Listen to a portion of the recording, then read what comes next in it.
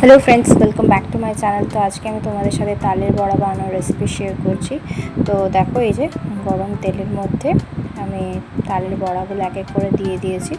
তো এই যে তালের বড়ার যে ব্যাটারটা ওটা আমি কিভাবে বানিয়েছি সেটা আমি তোমাদের সাথে শেয়ার করছি। তো প্রথমে তালটাকে মেরে নিয়েছি ভালো করে, দিয়ে মেরে নেওয়ার পরে তালের যে মাড়িটা ওর মধ্যে একটু নুন চিনি দিয়ে দিয়েছি এবং তার সাথে একটু সুজি আর পরিমাণ মতো আটাও মিক্স করে নিয়েছি।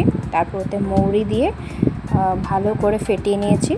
ফেটিয়ে নেওয়ার পরে এক এক করে গরম তেলের মধ্যে ছেড়ে দিয়েছি।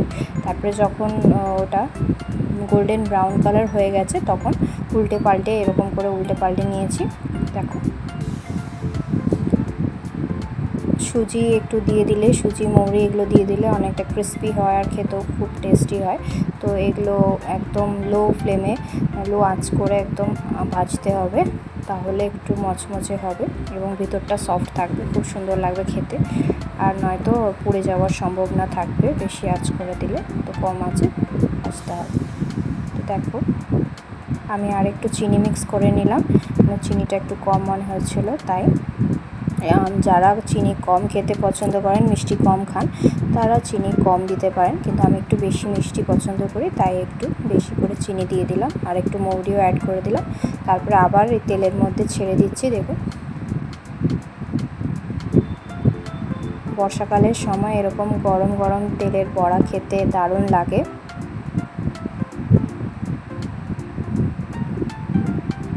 আপনারা কারা কারা বাড়িতে এরকম তালের বড়া বানিয়েছেন অবশ্যই আমাকে কমেন্ট করে জানাবেন।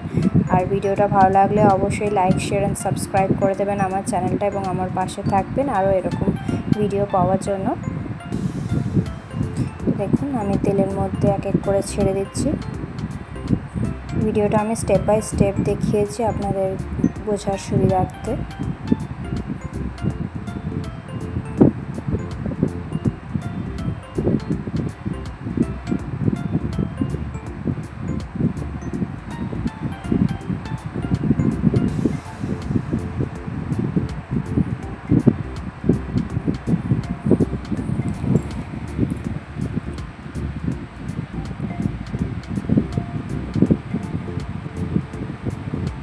দেখুন কিছু ভেজে রেখেছি আর আমার এতই ভালো লাগছিল যে কিছু ভাজতে ভাজতে আমি খেয়েও ফেলেছিলাম।